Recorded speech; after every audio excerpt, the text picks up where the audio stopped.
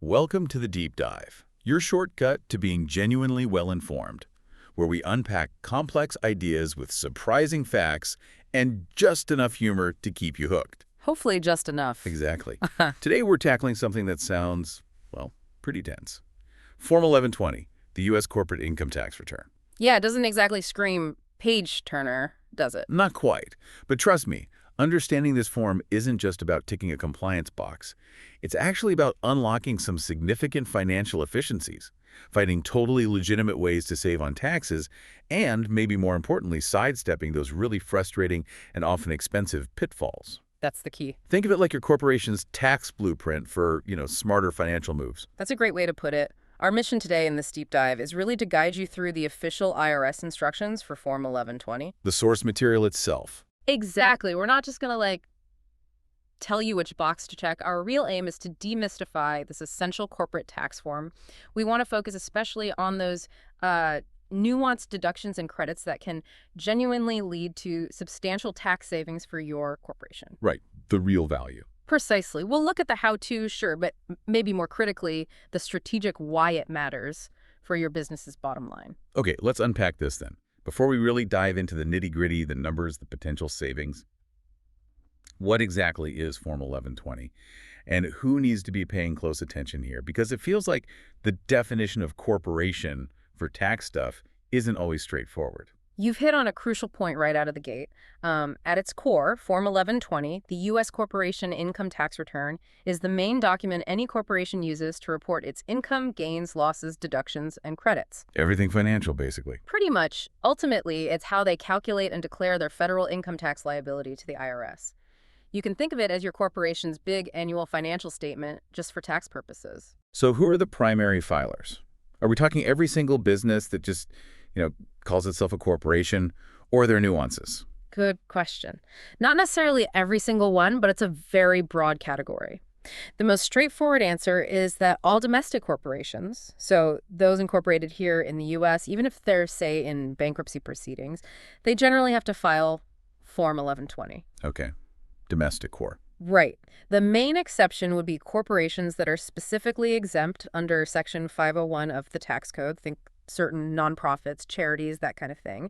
But if you're incorporated in any U.S. state, yeah, this form is almost certainly on your radar. What about those other business structures, like LLCs, limited liability companies? I know there's often some tax complexity swirling around them. How do they fit into this Form 1120 picture? Yes, that's where it gets really interesting, and honestly where a lot of businesses can make a wrong assumption. An entity that elects to be taxed as a corporation, even if it started life as something else, like an LLC, must also file Form 1120. So it's about the election, not just the initial structure. Exactly. If an LLC specifically filed Form 8832, that's the entity classification election form, and chose to be treated as an association taxable as a corporation, then boom, Form 1120 becomes their official tax return. Yeah.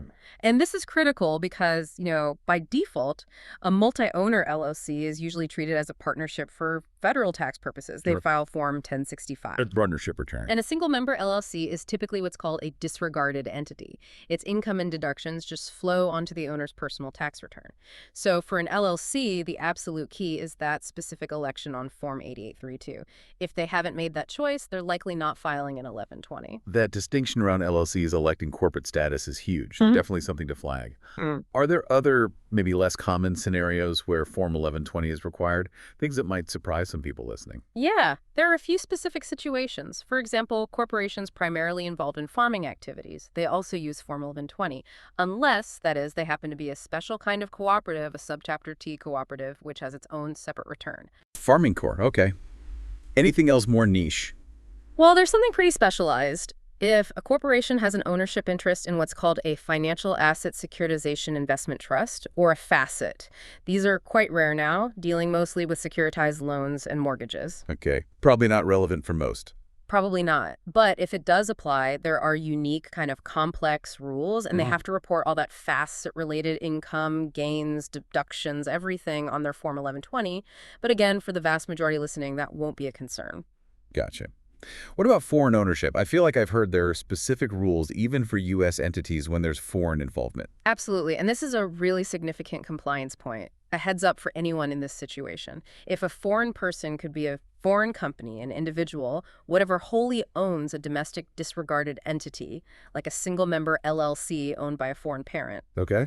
that domestic disregarded entity is actually treated as a domestic corporation solely for the very limited purposes of Section 63A compliance. Section 6383A. What does that mean practically? It means they're required to file what's called a pro forma Form 1120. It's basically a shell return, but crucially, it must have Form 5472 attached.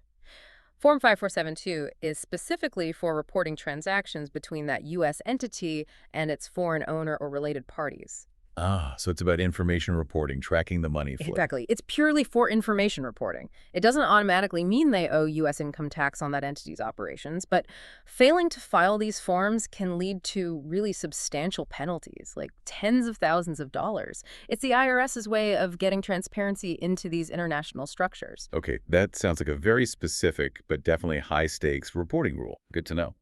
What about qualified opportunity funds, QOFs? They've been a big topic, right? Especially in real estate. They certainly have. And yes, they have specific Form 1120 requirements, too. For a corporation to certify itself as a qualified opportunity fund, which, as you said, is an investment vehicle designed to boost economic development in certain distressed areas, it must file Form 1120. Even if they have no income. Even if they have zero income or expenses to report for the year, it's non-negotiable for getting and keeping that QOF status. And they also have to attach Form 8996, which is the actual Qualified Opportunity Fund certification form. Okay, so filing 1120 plus Form 8996 is essential for the fund itself. Correct. And one more piece. If your corporation held a qualified investment in a QOF at any point during the year, you also have to file Form 8997 with your own tax return. These specific forms help the IRS track the investments and ensure compliance with the whole QOF program. It's fascinating how the IRS has carved out all these specific requirements for different types of entities. It really highlights you can't just assume your business name dictates your tax form. Exactly. Which raises a really important question for you, the listener, who doesn't file Form 1120, and what are their alternatives? Knowing this can help you quickly figure out if Form 1120 is even relevant for your specific situation. Saves a lot of time and potential confusion. That's a critical point. Because getting it wrong, well, that leads to headaches, maybe notices from the IRS, Right. or worse, filing the wrong form entirely and causing bigger issues. So can you walk us through some of the most common organizations that don't use Form 1120 and what they file instead? Sure thing. The IRS really does have a specific form for almost every type of organization, which leads to this whole array of special returns.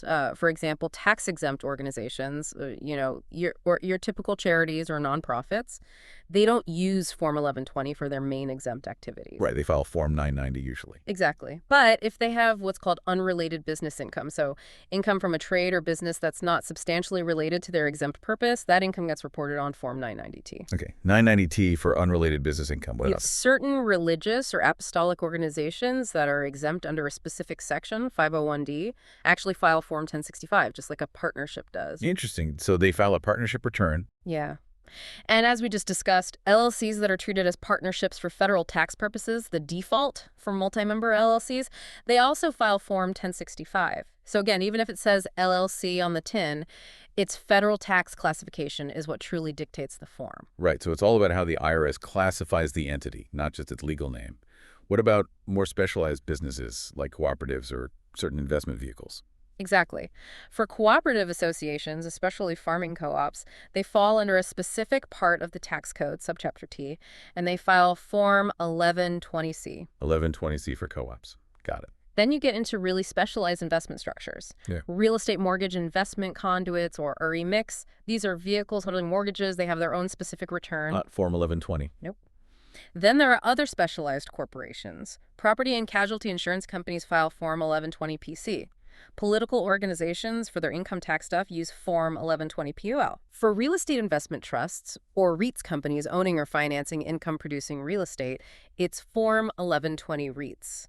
Similarly, regulated investment companies, or ICs, mutual funds, they file Form 1120 RICE. Wow. quite the list.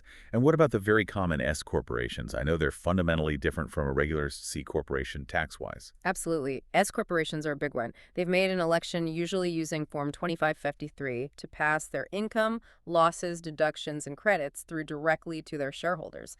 This avoids the corporate-level income tax that C Corp pay. Right, avoiding double taxation. Precisely. So S corporations file Form 1120-S. And finally, even settlement funds like those set up to resolve class action lawsuits or other claims they use a specific form, Form 1120-SF. So the takeaway is know your entity's specific IRS classification. Absolutely. You can see that IRS has this highly segmented approach. It ensures each unique business or investment structure files the return that captures its specific tax attributes. Understanding these distinctions is crucial because filing the wrong return, well, it can lead to processing delays, IRS notices, potentially penalties. Knowing your entity's classification dictates your entire tax compliance path and helps you avoid some significant missteps right from the start. So, okay, you've figured out what Form 1120 is, and you've confirmed you're the one who needs to file it. But, even the best plan needs solid execution. Now let's tackle the really critical practical stuff. Yeah. How do you actually get this form submitted to the IRS? And maybe most importantly, when is it due? Because missing these deadlines can definitely hit your wallet. You're absolutely right. Execution is key. Let's start with how to actually submit it. Generally speaking, corporations can electronically file or e-file Form 1120 and pretty much all its related forms, schedules, and attachments. E-filing is the main way then. It's strongly encouraged and often required, as we'll see. This includes not just the main 1120 return, but also things like Form 7004 for getting an automatic extension, and even employment tax forms like the 940, 941, and 944. And does e-filing help with payments too? It can, yeah. A real advantage is that if you owe money when you e-file, you can often authorize an electronic funds withdrawal directly as part of the filing process. It streamlines the payment and helps avoid simple payment errors or delays. Now, is e-filing actually mandatory for all corporations? Or are there still options to, print it out and mail it in the old-fashioned way? This is a really significant change, a big heads up for many businesses. As of January 1, 2024, the rules around mandatory e-filing got a lot broader. Corporations are now required to e-file Form 1120 if they file 10 or more returns of any type during the calendar year. Wait, any type, not just income tax returns. Any type. That's the kicker. It includes income tax, yes, but also employment tax returns, excise tax returns, and critically, information returns like W-2s for employees or 1099s for contractors. Wow. So even a smaller company that issues, say, 1099 NEC forms to its independent contractors. They would now fall under the mandatory e-file requirement for their main Form 1120 income tax return. That's a big shift that could catch some businesses off guard if they're used to paper filing. Yeah, definitely. Are there any ways out of this e-file mandate if a corporation genuinely can't comply, maybe due to hardship? Yes. The IRS does provide for exceptions, but you have to apply for them. A corporation can request a waiver of the e-filing requirement if they can show that doing so would cause an undue hardship. Like what kind of hardship? Well, maybe you're in a federally declared disaster area and you've lost internet access for a long time. Or perhaps the cost of converting your old accounting systems just for e-filing would be genuinely prohibitive for your small business. You'd need to submit a formal written request explaining the situation, usually mailed or faxed to the IRS Ogden Submission Processing Center. Okay, so hardship waivers are possible. Anything else? There's also a specific exemption based on religious beliefs. If using the required technology conflicts with a corporation's sincerely held religious beliefs, they are exempt from the e-filing mandate. How does that work? In that case, they need to clearly write religious exemption at the top of page 1 of their paper, Form 1120, and then mail it to the correct IRS address. But it's important to remember these waivers aren't automatic. You have to proactively apply or clearly state the exemption. Okay, good to know those options exist, even if they're specific. So once you know how to file likely e-filing for most, the next huge question is when. What are the general due dates we need to keep in mind for Form 1120? Generally, a corporation has to file its income tax return by the 15th day of the 4th month after the end of its tax year. Okay, 15th day, 4th month. So for most companies on a calendar year ending December 31st. That means April 15th. That's the big deadline most people think of. Are there exceptions? Yes, there's a notable one. Corporations with a fiscal tax year ending on June 30th actually have an earlier deadline. They must file by the 15th day of the 3rd month after their year ends. So that would be September 15th. Huh. Okay. June 30th year end means September 15th deadline. Good to know. Right. And this also applies if you have a short tax year that happens to end anytime in June. The IRS treats it as ending June 30th for filing purposes. And here's a helpful general rule that applies to all tax deadlines if any due date falls on a Saturday, Sunday, or a legal holiday. You get until the next business day, right? Exactly. You can file on the next regular business day without any penalty for being late. That's a nice little buffer the IRS builds in. And if you just can't make that deadline, even with the weekend rule, extensions are possible, I assume. Yeah. What's the most crucial thing people need to remember about getting an extension, besides just filling out the form? Absolutely. Extensions are very common and a useful tool. Corporations can get an automatic 6-month extension of time to file their return. To do this, they need to submit Form 7004, which is the application for automatic extension of time to file certain business income tax returns. And that Form 7004 needs to be filed by the original deadline. Yes. Generally, you have to file Form 7004 by the regular due date of the return you're extending. So by April 15th for a calendar year, filer needing more time for their 11/20. Okay, but what's the critical thing people miss? Here it is, and it trips up so many businesses. An extension to file is absolutely not an extension to pay. Ah, the classic trap. It really is. Any tax that the corporation estimates it will owe must still be paid by the original due date of the return, April 15th, for most to avoid penalties and interest. So even if you get that extra 6 months to get your paperwork in order using Form 7004, your tax payment deadline remains unchanged. Forgetting this can lead to nasty surprises down the line. That is such a critical reminder. File Form 7004 for more time to file, but pay your estimated tax by the original deadline. Got it. Now, who actually has the authority to sign this Form 1120? Is it just the CEO, or can others do it? No, it's not limited to just the CEO. The return has to be signed and dated by an authorized corporate officer. This typically includes the president, vice president, treasurer, assistant treasurer, or the chief accounting officer. So key financial roles. Right. It could also be any other corporate officer, maybe a dedicated tax officer who has been specifically authorized by the corporation's board of directors to sign tax returns. What if the company's in trouble, like in receivership? Good question. If the corporation is in receivership or has a trustee or assignee managing its affairs, then that fiduciary, the receiver or trustee, must sign the return instead of a corporate officer. And they usually need to attach a copy of the court order or instrument that authorizes them to act on the corporation's behalf. This ensures clear accountability for the information being submitted. Makes sense. What about when a paid tax preparer helps with the return? Is there a special section for them, and how does that whole authorization thing work? Yes, absolutely. There's a dedicated section at the bottom of page 2 labeled Paid Preparer Use Only. Now, if an employee of the corporation prepares the return, or if someone helps out but prepares it without charging a fee, that section should just remain blank.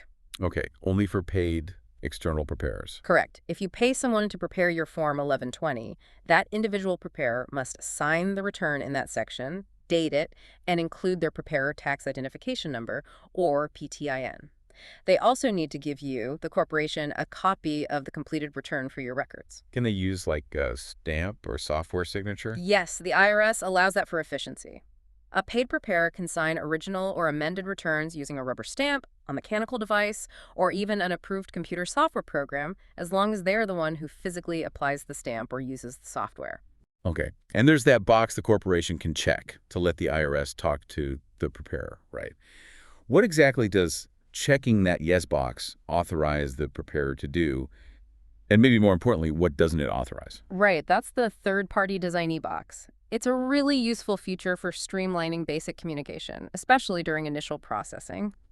By checking yes in the signature area, the corporation authorizes the IRS to contact that specific paid preparer, the individual who signed the return, not necessarily their entire firm, to ask questions that might come up while the return is being processed. Like what kind of questions? Mostly simple things. It allows the preparer to provide missing information, maybe clarify a number. They can also call the IRS to inquire about the processing status or the status of a refund or payment. And they can respond to certain basic IRS notices, like those related to simple math errors or payment offsets. Okay. Sounds convenient for minor stuff. What can't they do? This is crucial to understand. Checking that box does not authorize the preparer to receive a refund check on the corporation's behalf. They can't bind the corporation to any agreements with the IRS, including agreeing to additional tax liability. And importantly, they cannot represent the corporation before the IRS in any official capacity beyond these limited processing discussions, like during an audit or appeal. So it's not a power of attorney. Exactly. It's just for basic processing questions. And this authorization automatically expires. It typically ends on the due date of the corporation's next tax return. So for a 2024 return filed in 2025, that authorization would normally expire on April 15th, 2026, the due date for the 2025 return, excluding any extensions for that future return. If you need broader or longer-lasting representation, you'd have to file a formal Form 2848 power of attorney. That's a really clear and important distinction. Great for minor queries, but not for significant issues. Okay, so forms are prepared, signed, maybe the designee box is checked. Where do you actually send them if you're paper filing? Are there different addresses depending on where the business is? Yes, if you're paper filing, which, remember, is less common now due to the e-file mandate for many NING, the IRS has different mailing addresses. It usually depends on the corporation's principal business location and sometimes its total asset value. Any examples? Sure. Like if your corporation's principal business is in, say, New York or Florida, and its total assets are under $10 million, you might mail it to an address in Kansas City, Missouri. But if it's in California or Texas, it might go to Ogden, Utah. Okay. And what about international? If your corporation is located in a foreign country or a U.S. territory, there's a specific P.O. box address, usually also in Ogden, Utah. It is absolutely vital to use the correct mailing address listed in the Form 1120 instructions for your specific situation to ensure timely processing. Can you use services like FedEx or UPS instead of the post office? You can. The IRS allows you to use certain designated private delivery services, or PDS. The instructions list the approved services, which typically include specific options from FedEx, UPS, and DHL. But, and this is important, you must use the correct street address for the IRS processing center when using a PDS because they generally cannot deliver to P.O. boxes. Always double-check irs.gov PDS for the current list of approved services and the correct street addresses. Using the wrong address or an unapproved service can delay processing and potentially trigger late filing penalties. Good tip on the street address for PDS. Finally, when you're assembling the actual paper return for mailing, is there a specific order the IRS wants all those schedules and forms attached in? I imagine they're pretty particular about that for efficiency. Oh, they are very particular, and for good reason. It helps them process millions of returns much more efficiently. After the main pages of Form 1112, usually page 6, you have to attach all the required schedules and other forms in a very specific sequence. What's the general order? It's typically by the schedule letter or form number, generally in ascending order. For instance, Schedule N for foreign operations usually comes first, if applicable, then Schedule D, capital gains and losses, then Form 4797, sales of business property, then Form 8949, sales of capital assets, and so on. The instructions provide the precise sequence. And supporting documents. Any supporting statements or additional attachments should follow, arranged in the same order as the schedules or forms they support. And this is critical. You absolutely must complete every applicable entry space on the Form 1120 itself. Do not write "see attached" or "available upon request" instead of filling in the actual lines on the form. What if you need more space than the line provides? If you need more room, attach separate sheets. Make sure they're the same size and format as the official forms, clearly show the totals on the printed forms themselves, and always put the corporation's name and employer identification number, EIN, on every single supporting statement or attachment. Incomplete or incorrectly assembled returns can cause significant processing delays, trigger IRS notices, and might even be considered unfiled, which could lead to penalties. Precision and following the assembly order truly pay off here. Okay, we've definitely covered the foundational compliance stuff, the who, what, when, where, and how of filing. Now let's peel back the curtain to the heart of your tax picture, the numbers. Your income, yes, but more importantly, how you can strategically and legally reduce that income through deductions. This is really where compliance meets opportunity for smart tax savings. This is indeed where the real strategic planning starts to kick in. On page 1 of Form 1120, right up top, you'll begin by reporting your various types of income.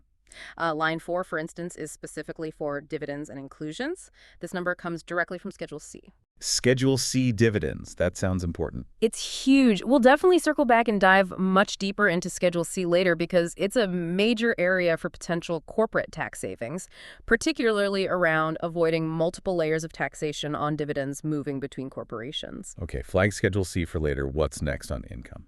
Line 5 is for interest income. This covers taxable interest. Your corporation earns things like interest on U.S. government obligations, loans you've made, notes, mortgages, bonds, bank deposits, certificates of deposit, all that stuff. So pretty straightforward taxable interest. Mostly. But here's a very important note, especially for tax planning. Tax-exempt interest, like interest earned from municipal bonds, is not reported here on line 5. Oh, okay. Where does that go then? Tax-exempt interest gets reported over on Schedule K, specifically Item 9. And it might also show up on your Schedule M1 or Schedule M3, which are the schedules that reconcile your book income to your taxable income. We'll talk more about those later too, but the key is don't put tax-exempt interest on the front page income lines. Got it. So while income reporting is relatively straightforward, the real leverage for savings comes from the deduction section, right? Mm-hmm. What are some of the general principles or rules that govern what a corporation can actually deduct? And are there common traps people fall into? Good question.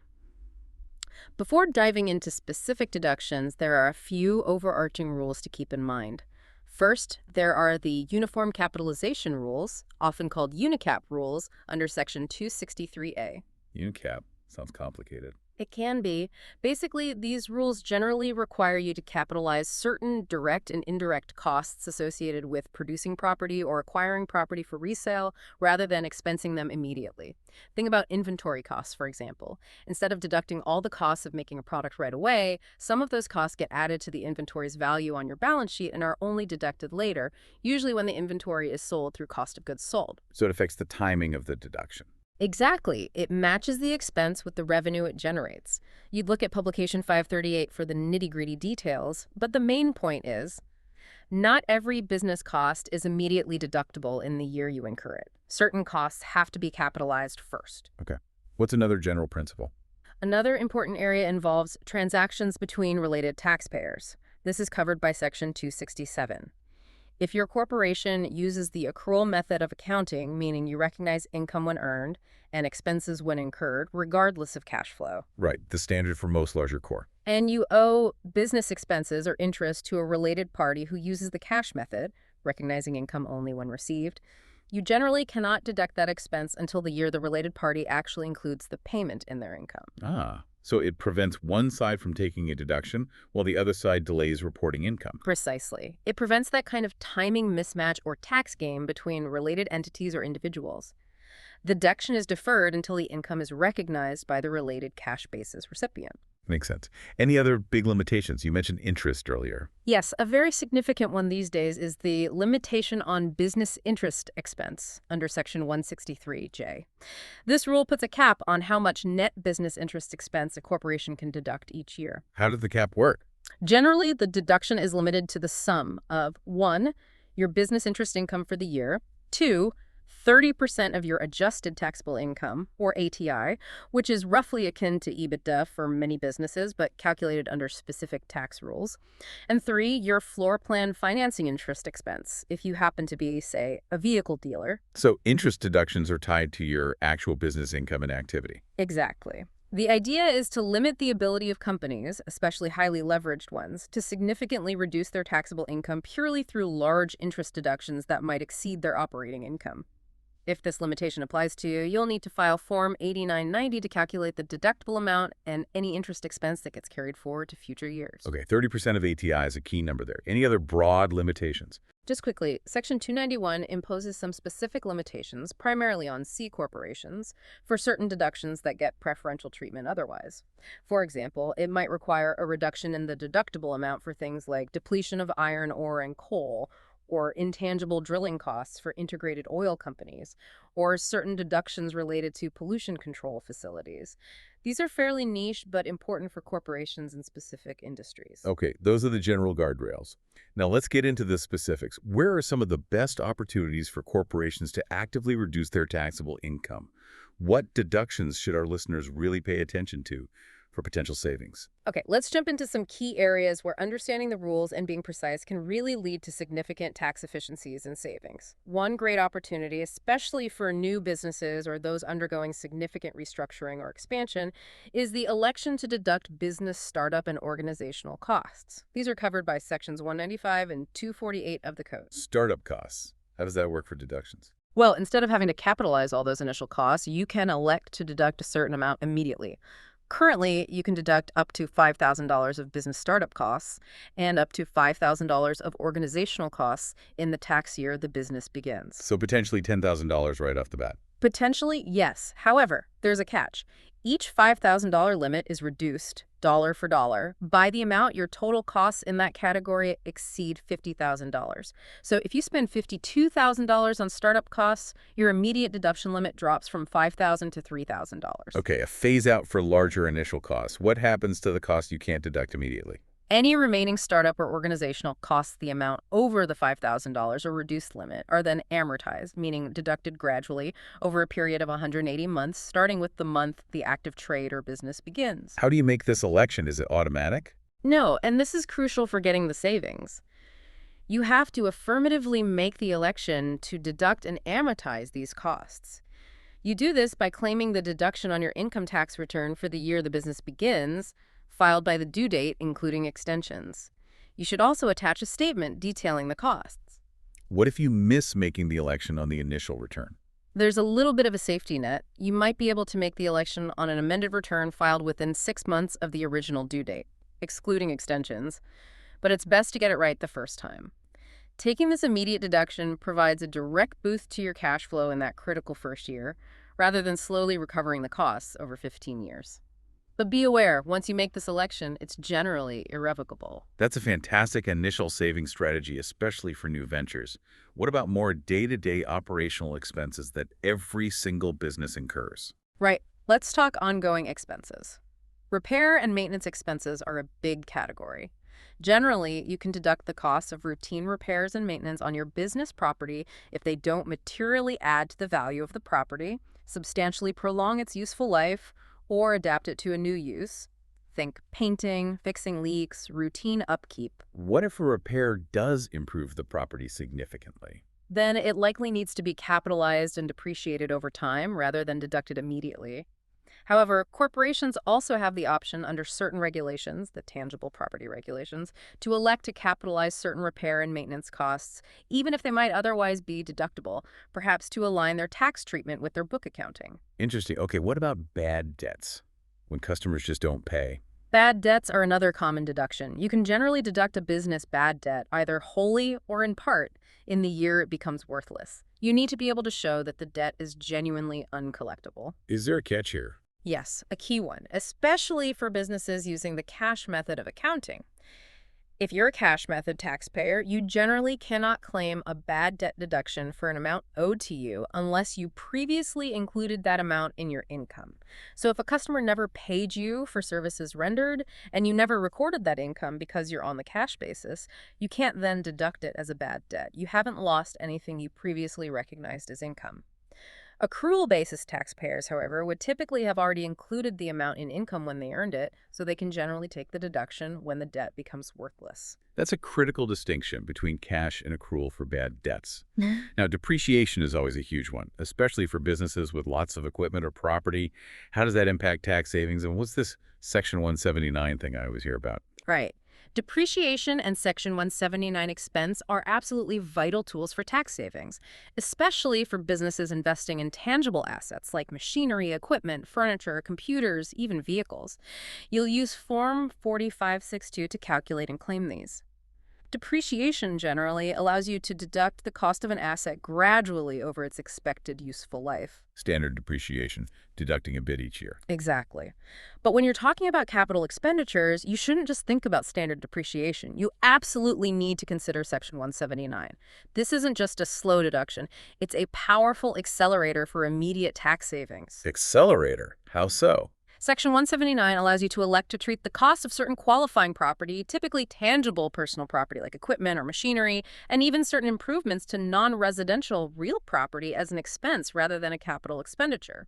This means you can potentially deduct the full purchase price of qualifying assets in the year you buy them and place them in service up to certain limits. The full cost all in 1 year. Yes, up to the annual dollar limit, which is quite high, often over $1 million, and subject to an overall investment limit and a taxable income limitation. But imagine buying a $50,000 piece of equipment.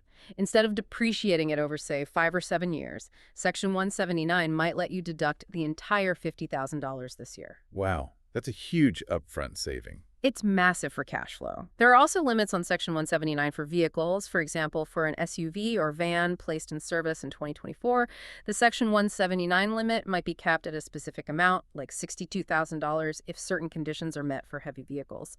Leveraging these accelerated deductions, Section 179, and also bonus depreciation, which is another form of acceleration, is a direct path to significantly reducing your current year taxable income and freeing up cash. It's a major incentive for businesses to invest in themselves. That's a huge potential saving, especially when making big capital investments. Okay, let's shift gears slightly. What about taxes and licenses? What kinds of taxes can a corporation actually deduct? And are there any specific taxes that are not deductible that businesses often get wrong? This is definitely an area ripe for both legitimate deductions and common errors. Generally, a corporation can deduct various taxes paid or accrued during the tax year as ordinary and necessary business expenses. This typically includes state and local income taxes, real estate taxes paid on business property, personal property taxes, and the employer's share of payroll taxes, like FICA, FUTA, SUTA. License fees paid to state or local governments for business purposes are also usually deductible.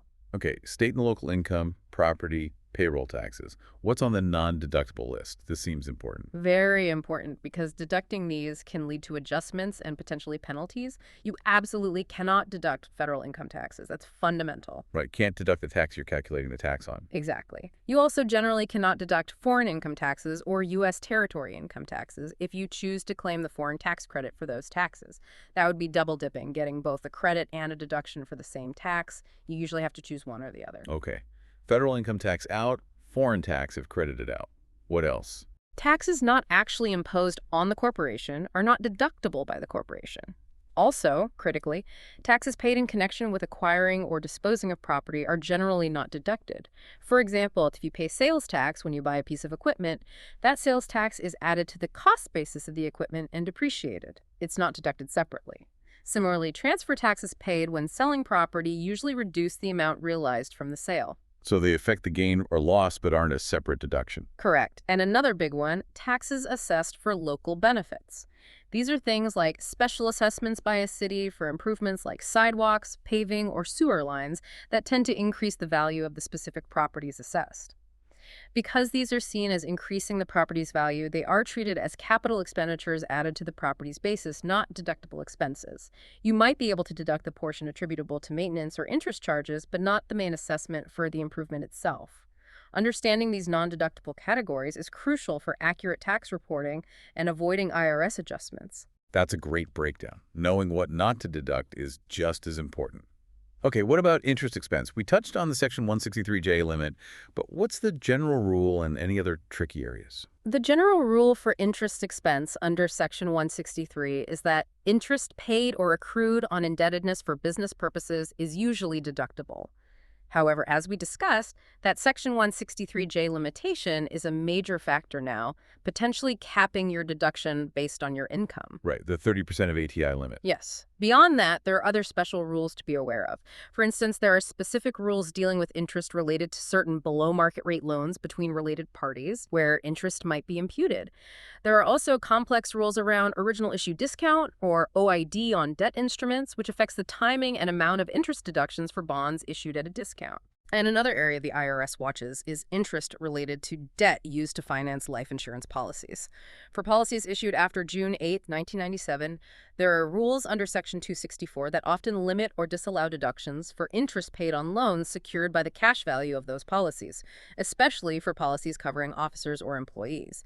So while business interest is generally deductible, you always need to check for these specific limitations and rules, especially the overarching Section 163J limit calculated on Form 8999. Good flags there. Yeah. Now, charitable contributions are often something corporations are proud of, but they also come with tax benefits. How do those deductions work, and how can they be used strategically in tax planning? Charitable contributions under Section 170 are definitely a way for corporations to give back while also achieving some tax efficiency. You can deduct contributions that are actually paid within the tax year to qualifying charitable organizations. You can also deduct any unused contribution carryovers from prior years. Is there a limit to how much you can deduct in one year? Yes, there's a significant limitation. The total charitable contribution deduction for a corporation generally cannot exceed 10% of its taxable income for the year. 10%. How is that taxable income calculated for the limit?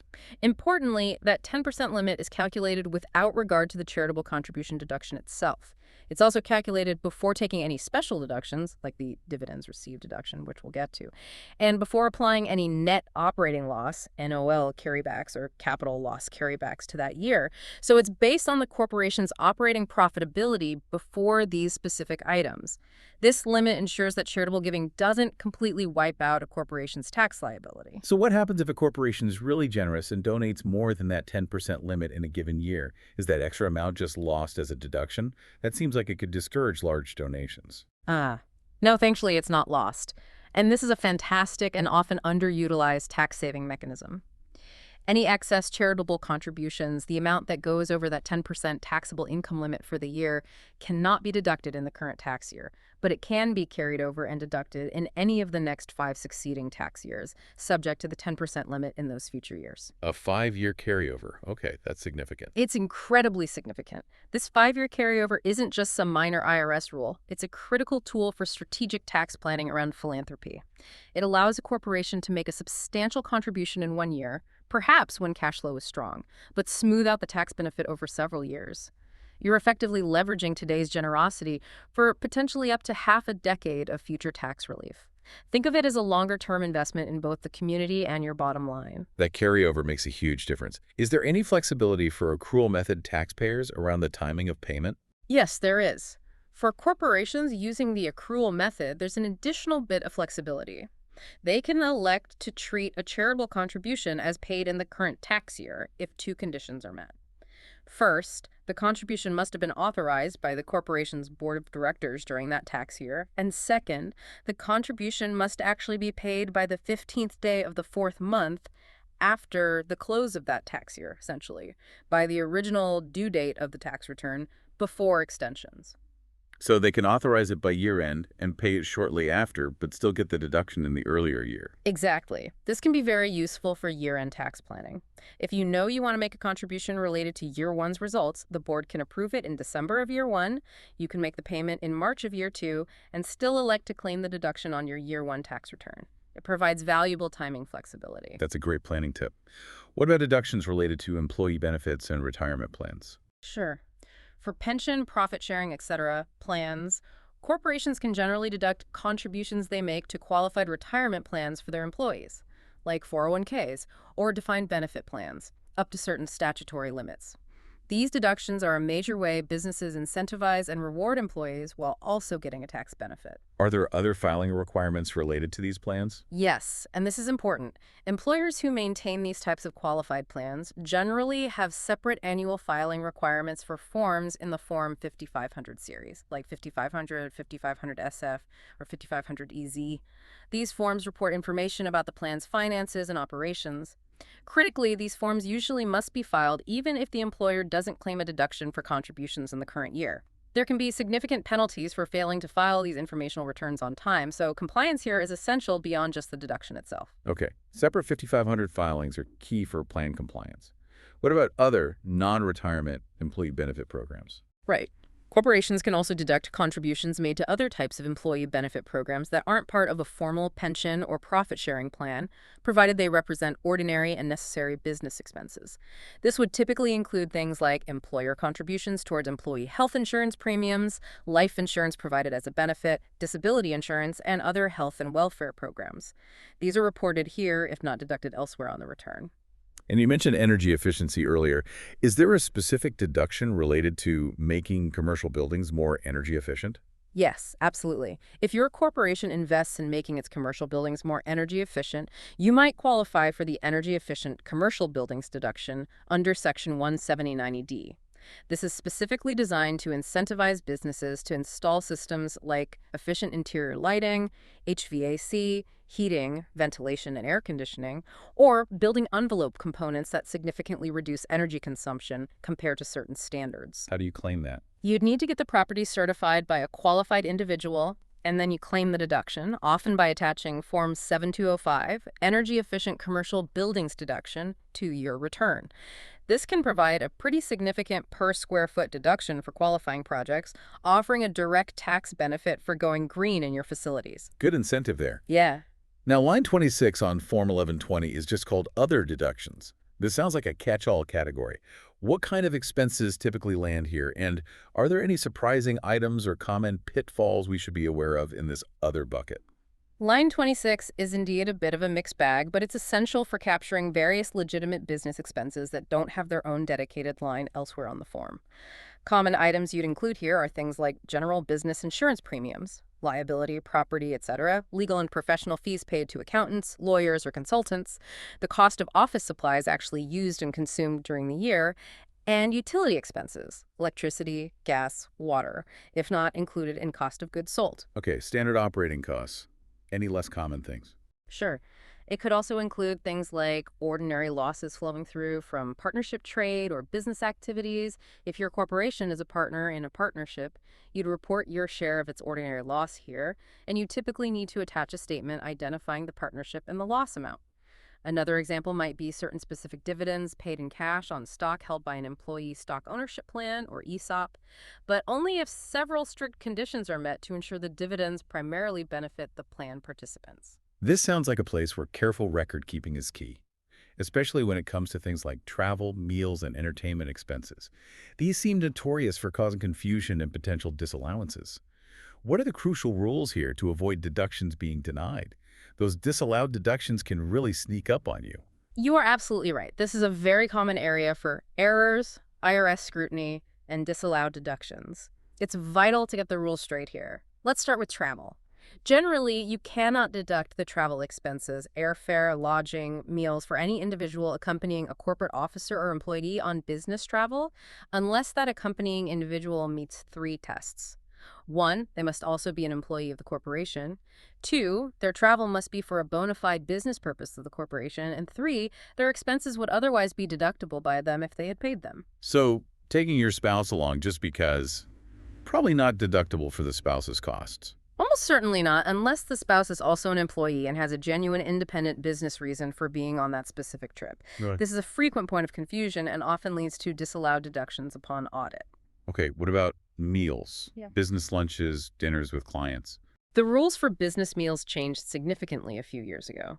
Generally, the cost of business meals is now only 50% deductible.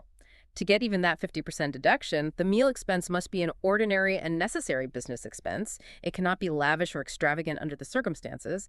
And the taxpayer, or an employee of the taxpayer, must be present when the food or beverages are furnished.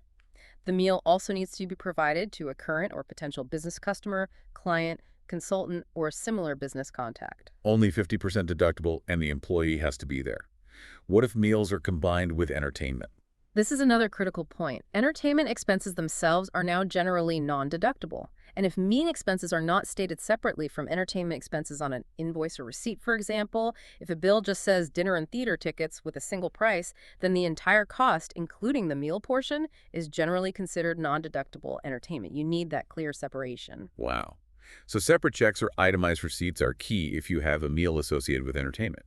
Absolutely critical if you want to deduct even the 50% allowed for the meal portion. What about benefits some companies offer, like qualified transportation fringes, QTFs, things like parking benefits or transit passes? This is another significant point of confusion and a frequent area where businesses overdeduct, leading to potential issues.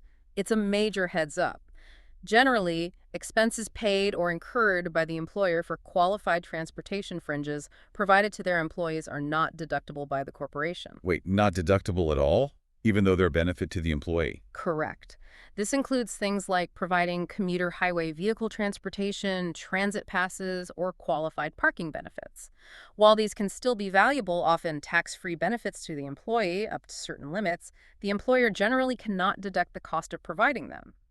This was a significant change in tax law a few years back, aimed at removing the employer deduction for these specific fringes.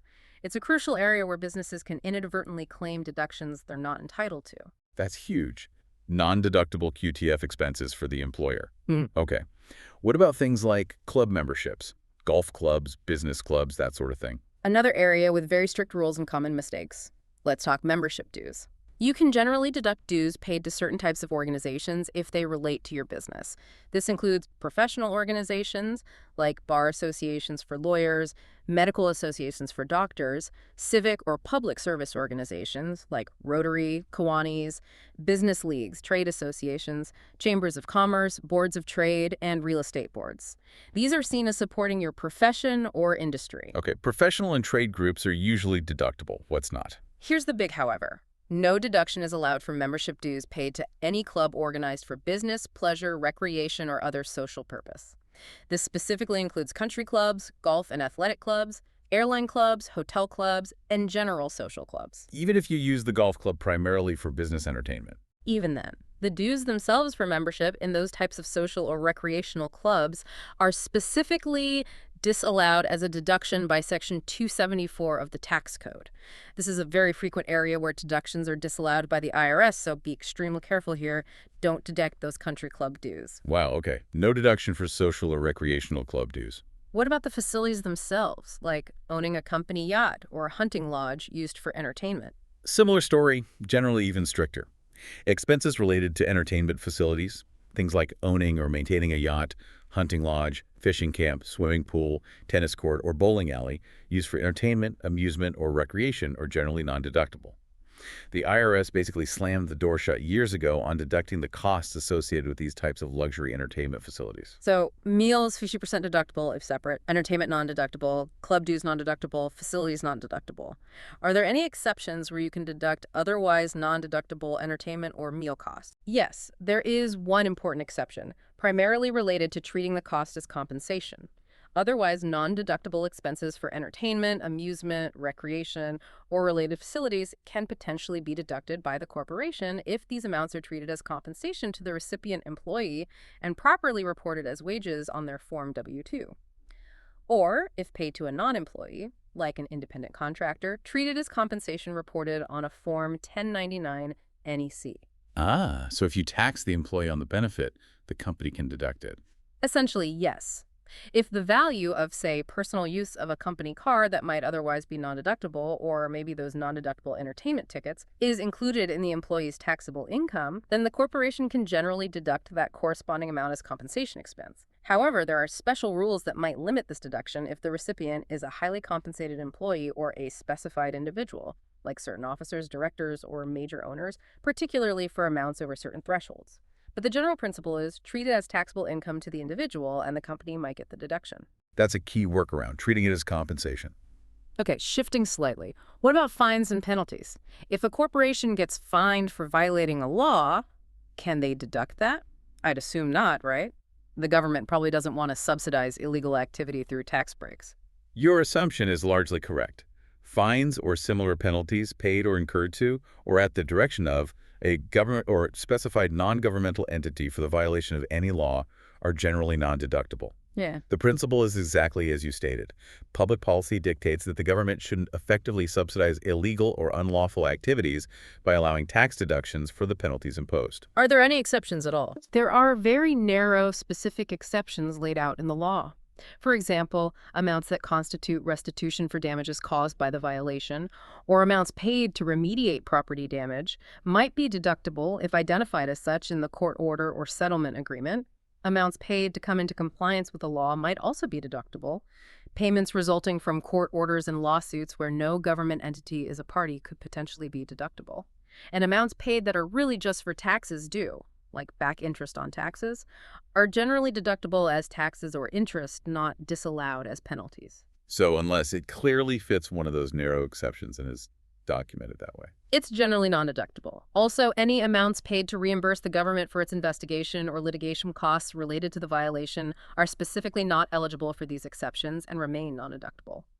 The general rule holds strong. Penalties for breaking the law are not tax subsidized. Makes sense. What about lobbying expenses? Can a business deduct the cost of trying to influence legislation or government officials? Lobbying expenses are another category that is generally non-deductible. This includes amounts paid or incurred in connection with trying to influence federal, state, or even local legislation, like participating in campaigns related to referendums or ballot initiatives. It also includes costs related to direct communications with certain high-level federal executive branch officials in an attempt to influence their official actions or positions. So trying to sway lawmakers or government policy, generally not a deductible business expense. Correct. The idea is to keep the political process separate from tax-deductible business operations. There is, however, one very small exception, the de minimis rule for in-house lobbying. If a corporation's total in-house lobbying expenditures, meaning lobbying activities conducted directly by its own employees, not outside lobbyists, do not exceed $2,000 for the entire tax year, excluding overhead costs, then those in-house costs are deductible.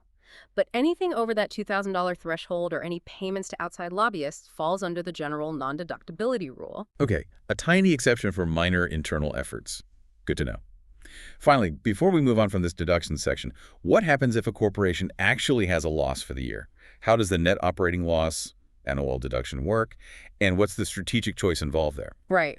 If a corporation's allowable deductions exceed its gross income for the year, it may have a net operating loss, or NOL.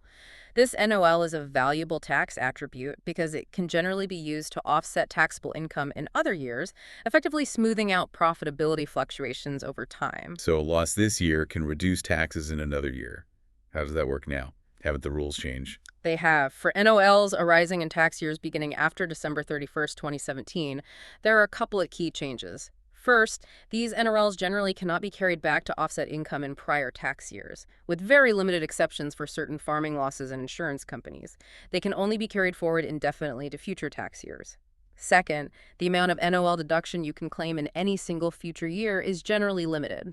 The deduction for these post-2017 NOLs carried forward is generally limited to 80% of your corporation's taxable income in that future year, calculated before taking the NOL deduction itself. So while the NOL can be carried forward forever, it might not be able to wipe out 100% of your taxable income in a highly profitable future year. It's capped at 80% in most cases. 80% limit on using future NOLs. What about older NOLs from before 2018? NOLs arising in tax years before 2018 operate under the old rules. They could generally be carried back 2 years and forward 20 years, and they were not subject to the 80% limitation when carried forward. So you might have different types of NOLs subject to different rules. All right. Is there any strategic choice here, especially regarding carrybacks, if they were still allowed for a specific type of loss? Well, while carrybacks are mostly gone for post-2017 NOLs, the instructions still mention an election related to carrybacks, likely referencing older rules or the specific exceptions. A corporation could irrevocably elect to waive the entire carryback period for an NOL, if one applied, and instead choose only to carry the NOL forward. Why would you waive a carryback if it meant getting a refund now? Strategically, you might do that if you anticipate being in a significantly higher tax bracket in future years compared to the prior years you could carry back to. Saving the NOL deduction to offset income tax at a higher future rate could result in greater overall tax savings, even if it means waiting longer for the benefit. Making this election is a permanent choice for that specific NOL, so it requires careful forecasting. Gotcha. So NOLs offer loss relief, but with specific carry-forward rules and limitations now, and potentially strategic decisions about timing. Okay. So if we kind of connect this to the bigger picture, right? We've talked a lot about deductions, which work by reducing your taxable income. But now let's shift to tax credits. Credits are different. They directly reduce your actual tax liability, dollar for dollar. This is often where you can find really significant direct savings because it's a direct offset against the tax bill itself. Sometimes credits can even lead to a refund you wouldn't otherwise get. That is a huge difference. Deductions lower the base amount that gets taxed, but credits, they directly chip away at the final tax number you actually owe. That sounds much more powerful, dollar for dollar. What are some of the most impactful tax credits corporations can claim? How do they really benefit a business? You're absolutely right. Credits are incredibly powerful. One of the most common and valuable, especially for businesses operating internationally, is the foreign tax credit. This is claimed on Form 1118. If your corporation pays income tax to a foreign country or maybe a U.S. territory on income that is also taxable here in the United States, this credit can directly offset your U.S. tax liability on that foreign source income. So it prevents double taxation on international earnings. Exactly. It's a critical mechanism to avoid having the same income taxed heavily by two different jurisdictions. It's absolutely essential for any corporation with international operations or investments. Okay, foreign tax credit is big for global companies. What about credits focused more on domestic activities? You mentioned a general business credit earlier. Yes, the General Business Credit, or GBC, which is claimed on Form 3800, is often the real powerhouse for domestic credits. And it's interesting because it's not just one credit, it's actually an umbrella term for a whole collection of different individual business A credits. bundle of credits? Kind of, yeah. The IRS uses the GBC framework to administer dozens of different credits aimed at incentivizing specific corporate activities or investments. They all get calculated on their own specific forms first, then flow onto Form 3800 where they're aggregated and subject to certain overall limitations based on your tax liability. Think of it as a collection of targeted incentives designed to encourage certain economic behaviors the government wants to promote. Can you get us some examples of the types of credits that fall under this general business credit umbrella? What activities get rewarded here? Because it sounds like there could be a lot packed in. Absolutely. There are many components, and some can translate into really significant tax savings for businesses of all sizes. Some common examples include the Work Opportunity Credit, claimed on Form 5884. This gives you a credit for hiring individuals from certain targeted groups who have historically faced significant barriers to employment, like qualified veterans, ex-felons, or individuals receiving certain types of public assistance.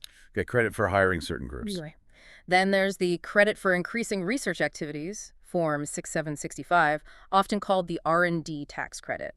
This is a substantial incentive for companies that invest in qualified research and development activities here in the U.S. It's designed to spur innovation. R&D credit, that sounds valuable for tech or manufacturing. Hugely valuable. Also, the Disabled Access Credit, Form 8826.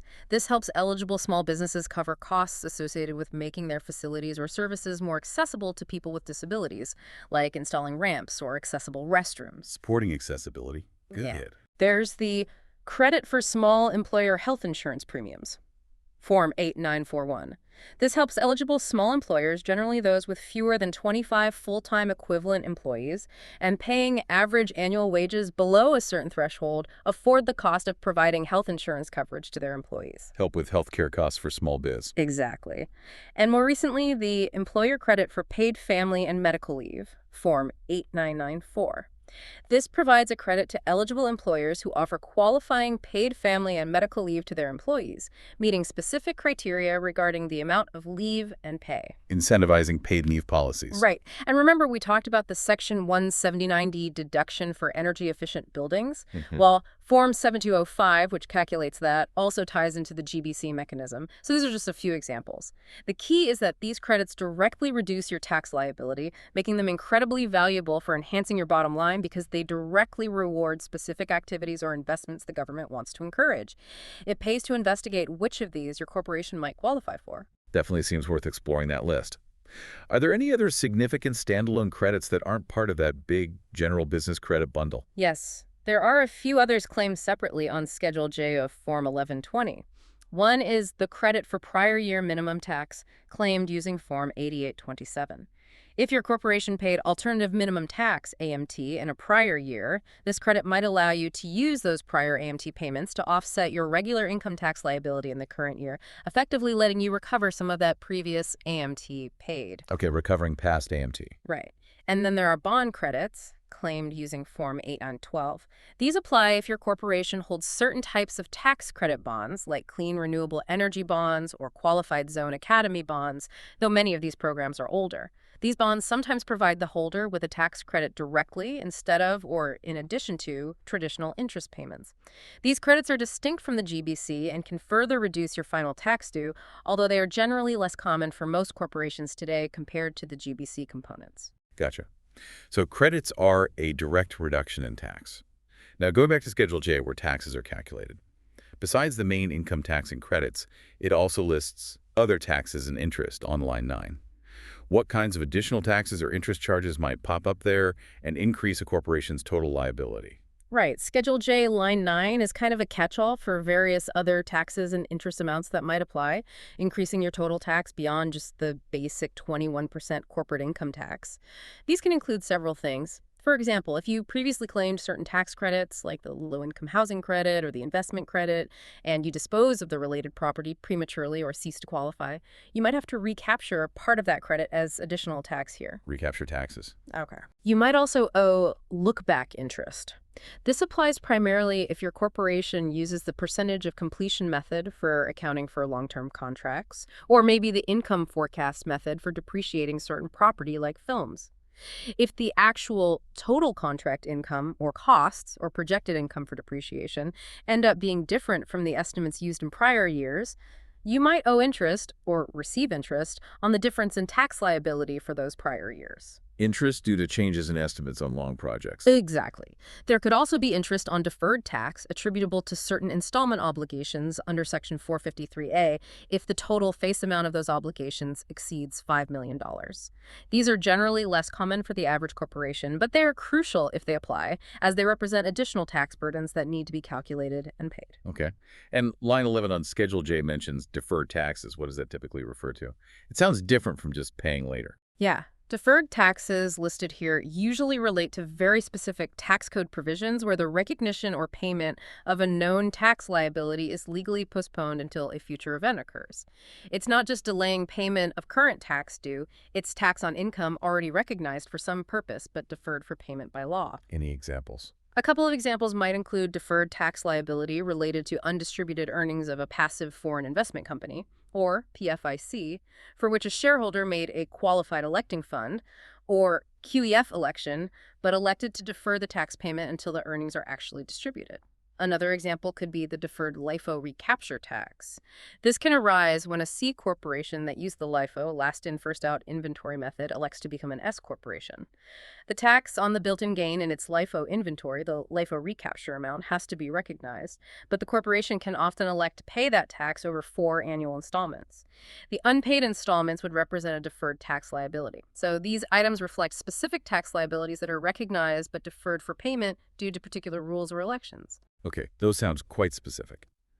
Now, shifting from calculating the tax to actually paying it. Understanding how to pay your taxes correctly is just as crucial as figuring out what you owe in the first place. What are the key rules corporations need to follow for making payments, especially estimated payments, to avoid those dreaded penalties?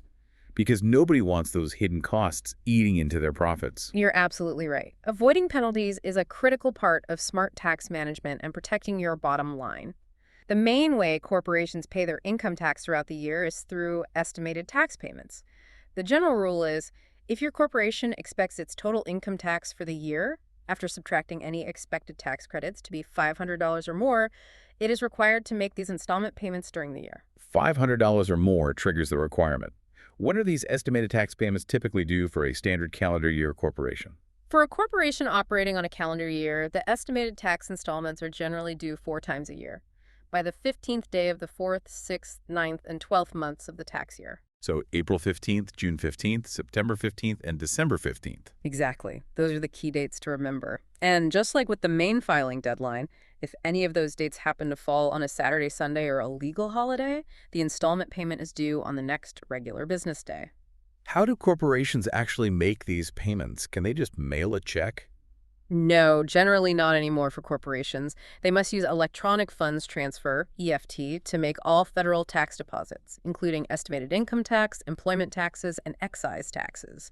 Mailing checks is typically not an option and could lead to penalties. Okay, electronic payment is mandatory. How do you do that? Is there a specific system, and are there any common timing mistakes people make with electronic payments?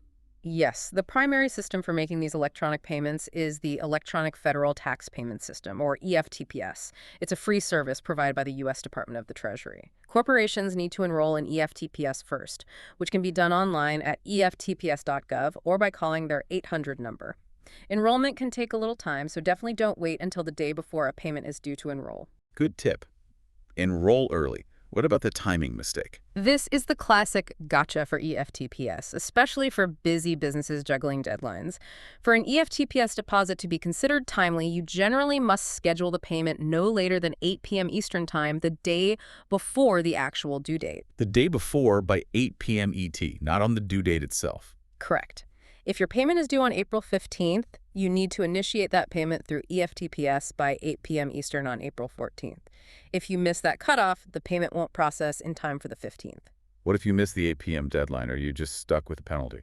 There is an alternative for last-minute situations, but it's less convenient. You might be able to make a same-day wire payment through the Federal Tax Collection Service, FTCS, sometimes called Same-Day Taxpayer Payment Service. You'd need to make arrangements with your own financial institution in advance to do this, and they might charge you a fee for the wire transfer. So EFTPS scheduled the day before is definitely the preferred and free method. Always plan ahead. That 8 p.m. Eastern cutoff the day before using EFTPS is a critical detail to hammer home. Okay, what if a corporation estimates its tax liability at the beginning of the year, starts making payments based on that estimate, but then halfway through the year, its income changes significantly? Maybe business booms or maybe it drops off. Can they adjust their estimated payments? Absolutely, and they should. If, after you figure and deposit your estimated tax for one or more periods, you find that your actual tax liability for the year is going to be substantially different, either higher or lower than your original estimate, you should definitely refigure your required installments for the remaining payment period. So you can adjust later payments up or down. Yes. You have the flexibility to increase or decrease your remaining payments to reflect the revised estimate. Now, if your income increased unexpectedly and earlier installments were underpaid based on the new projection, you might still owe an underpayment penalty for those earlier periods. But adjusting your subsequent payments accurately can help minimize the overall penalty for the year by ensuring you catch up or don't overpay going forward. It's all about aligning your payments with your actual income flow throughout the year as best you can. That makes sense. Now, what about the flip side? What if a corporation overpays its estimated taxes significantly during the year? Is there a way to get that excess money back quickly rather than waiting until they file their final return, maybe months later? Yes, there is. And this is a crucial cash flow management tool that many corporations might overlook. If your corporation has significantly overpaid its estimated tax for the year, it may be able to apply for a quick refund of overpayment of estimated tax by filing Form 4466. Form 4466 for a quick refund. How does that work? This form allows a corporation to get a refund of its estimated tax overpayment much faster than waiting for the regular processing of its annual Form 1120 tax return. It's a direct mechanism for managing your corporate cash flow and getting those excess funds back into your business operations sooner. That sounds incredibly helpful for liquidity, especially if circumstances changed mid-year. What are the specific criteria to qualify for this quick refund using Form 4466? To qualify, the corporation's estimated tax overpayment must meet two conditions. First, the overpayment must be at least 10% of the corporation's expected income tax liability for the year. And second, the overpayment must be at least $500. 10% and $500 minimum overpayment. When do you file Form 4466? You file Form 4466 after the end of the corporation's tax year, but before the corporation actually files its Form 1120 income tax return. And it must be filed no later than the original due date for filing that Form 1120 return, for example, April 15th for calendar year, or the extended due date if an extension was properly filed for the return itself. The key is Form 4466 must be filed before you file the actual Form 1120. This allows the IRS to process the refund request separately and much more quickly, often within 45 days. Imagine a scenario where you had a fantastic first half, paid in a lot of estimated tax, but then had a significant downturn in the second half. Form 4466 lets you get that overpaid cash back much faster. That's a really valuable tool for managing cash flow fluctuations. Okay, so that's the proactive side. Now let's talk about the dreaded penalties and interest. What are the common ones corporations need to be hyper aware of to avoid these hidden costs and compliance headaches that can really sting? Avoiding penalties is absolutely paramount for any business wanting to protect its bottom line. The first one isn't technically a penalty, but it functions like one: interest. The IRS charges interest on taxes that are paid late, even if you got an extension of time to file your return. Remember, the extension to file isn't an extension to pay. Right. Interest starts accruing from the original due date. Exactly. Interest is also charged on penalties that are imposed, such as penalties for failure to file on time, negligence, fraud, substantial understatements of tax, etc. The interest rate is determined based on federal rates and can fluctuate, and it compounds daily, so it can add up quickly. Okay, interest on late payments and penalties. What about actual penalties for filing late? That's the late filing penalty. If you don't file your Form 1120 by the due date, including extensions, the penalty is generally 5% of the unpaid tax for each month or part of a month that the return is late. 5% per month. That sounds steep. It is, and it's capped at a maximum of 25% of the unpaid tax. There's also a minimum penalty if the return is more than 60 days late. For returns due in 2025, that minimum penalty is the smaller of the actual tax due, or $510. Can you avoid the late filing penalty if you had a good reason? Yes, this penalty often can be avoided if the corporation can show reasonable cause for the delay in filing. For example, serious illness, destruction of records by fire or flood, unavoidable absence, and can demonstrate that the failure to file on time was not due to willful neglect. But you have to provide a solid explanation and documentation. Okay. What if you file on time, but you just can't pay the tax that's due by the deadline? That triggers a different penalty, the late payment penalty. This penalty is generally 0.5%, half a percent, of the unpaid tax for each month or part of a month that the tax remains unpaid after the due date. $0.50 per month, also capped. Yes. This one is also capped at a maximum of 25% of the unpaid tax. It's a lower rate than the late filing penalty, but it still adds up over time.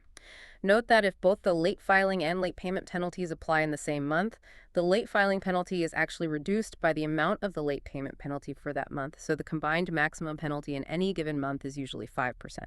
The key takeaway is, even if you can't pay the full amount due, you should still file your return on time to avoid the higher late filing penalty, and then pay as much as you can by the due date to minimize the late payment penalty and interest. Then you can explore payment options with the IRS for the remaining balance.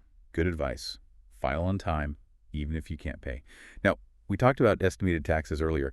What's the penalty if a corporation underpays its estimated taxes throughout the year, even if they end up getting a refund when they file their final return? Right, that's the estimated tax penalty, sometimes called the underpayment penalty.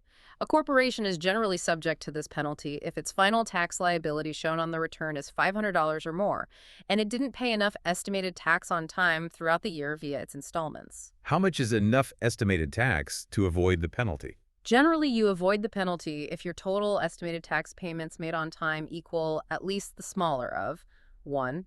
100% of the tax shown on your current year's return, or 2. 100% of the tax shown on your prior year's return, provided the prior year covered 12 months and showed a tax liability.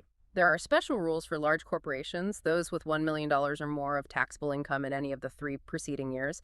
They generally can't use the prior year tax safe harbor, except for the first quarterly payment. Okay, pay the smaller of current year tax or prior year tax generally. How's the penalty calculated? It's calculated separately for each installment due date using Form 2220, underpayment of estimated tax by corporations. The penalty is figured like interest on the amount of the underpayment for the period it remained unpaid. Is there anything tricky about Form 2220? Yes.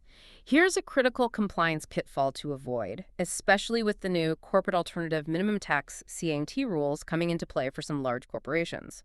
If your corporation's tax liability includes any CAMT, you must complete and attach Form 2220 to your Form 1120 return, even if you don't actually owe an estimated tax penalty, i.e., even if the penalty calculation on the form comes out to 0. You have to file Form 2220 if CAMT applies, even with no penalty. Why? It seems to be an IRS processing requirement. The instructions warn that failing to attach Form 2220 in this situation could result in the IRS automatically sending you a penalty notice. You'd then have to go through the hassle of requesting an abatement of the penalty, explaining that you met an exception. It creates unnecessary administrative work. So, bottom line, if CAMT is part of your tax calculation, just file Form 2220 regardless, even if no penalty is due. It's a small step that saves you a potential headache later. That is a very specific but crucial tip for companies potentially subject to 6IMT. File Form 2220. Okay, are there any other really significant penalties, maybe ones related to payroll taxes or that could hit individuals within the corporation personally? Yes, the Trust Fund Recovery Penalty, DFRP, is a particularly severe one, and it's impactful precisely because it can be assessed against individuals personally, not just the corporation. Trust fund recovery penalty. What does that apply to? This penalty applies if certain taxes that must be collected or withheld from others, employees or customers, and then paid over to the IRS are not actually paid over. These are often called trust fund taxes because the business is holding them in trust for the government. The most common examples are withheld income taxes and the employee share of FICA taxes, Social Security and Medicare, withheld from employee paychecks, typically reported on Form 941. It can also apply to certain collected excise taxes reported on Form 720. So if the company withholds payroll taxes but doesn't send them to the IRS, the TFRP can be imposed. And here's the scary part. It can be assessed against any and all persons the IRS determines were responsible for collecting, accounting for, and paying over these taxes, and who acted willfully in not doing so. Who counts as a responsible person? It can be broader than you might think. It definitely includes corporate officers and directors, but it could also potentially include employees with significant financial authority, major stockholders, or even sometimes third-party payers, depending on the facts and circumstances, basically. Anyone who had the duty and the authority to ensure the taxes were paid and chose not to. And they can be held personally liable. Yes, they can be held personally liable for the full amount of the unpaid trust fund taxes. The IRS can pursue collection against their personal assets. It's a very serious penalty designed to ensure that these withheld taxes, which really belong to the employees and the government, actually make it to the Treasury. Beyond the TFRP, there are, of course, other penalties for things like negligence or disregard of rules, substantial understatement of income tax, reportable transaction understatements, which we'll touch on, and civil fraud, which carry even more severe financial consequences, and in the case of fraud, potential criminal prosecution as well. Accuracy and compliance are paramount. Absolutely. Okay, penalties are definitely something to avoid. Let's move beyond the main form, 1,120 pages now. There are several crucial supporting schedules that provide a much deeper look into a corporation's financials and structure, and these can significantly impact the overall tax picture. Let's start with Schedule K, which is titled Other Information. This seems like a real catch-all for various important details. Schedule K is indeed vital. It doesn't calculate tax directly, but it collects critical identifying information and operational details about the corporation that influence how its tax is treated or what other forms might be required. For instance, right at the top, Item A has several checkboxes. Boxes 1A and 1B asked if the corporation is filing as a member of a consolidated group. Consolidated return. Yeah. That's when related companies file together. Exactly. If a parent corporation and its eligible subsidiaries elect to file a consolidated return, they check box 1A if they're the parent, or 1B if a subsidiary, and must attach Form 851, the affiliations schedule, listing all the included corporations. This allows the group to be treated essentially as a single taxpayer, netting income and losses among members, subject to complex rules. Okay. What about the other boxes in Item A, personal holding company and personal service corporation? Those sound like they carry special tax implications, maybe aimed at preventing certain types of tax avoidance. They absolutely do, and checking these boxes flags the corporation for special rules.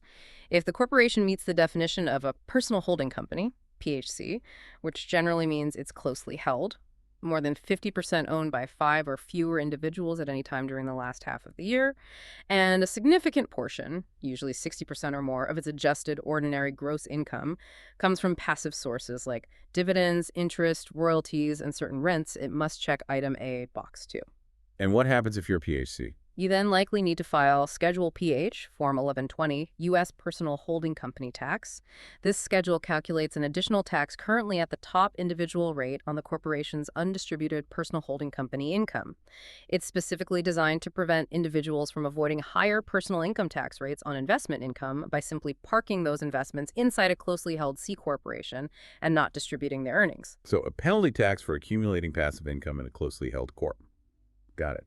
What about the personal service corporation box? If the corporation meets the definition of a personal service corporation, PSC, you check Item A, Box 3. A PSC is generally a corporation where 1. Its principal activity is performing personal services in fields like health, law, engineering, architecture, accounting, actuarial science, performing arts, or consulting, and 2. Those services are substantially performed by employee owners, generally employees who own stock. Like a doctor's practice or a law firm incorporated as a C Corp. Exactly. The main consequence of being classified as a PSC is that they generally must use a calendar tax year, ending December 31st. They can only use a fiscal year if they establish a legitimate business purpose for it, make a special election under Section 444, which requires certain minimum distributions or deferred payments, or meet certain other narrow exceptions. They might also be subject to the passive activity loss rules.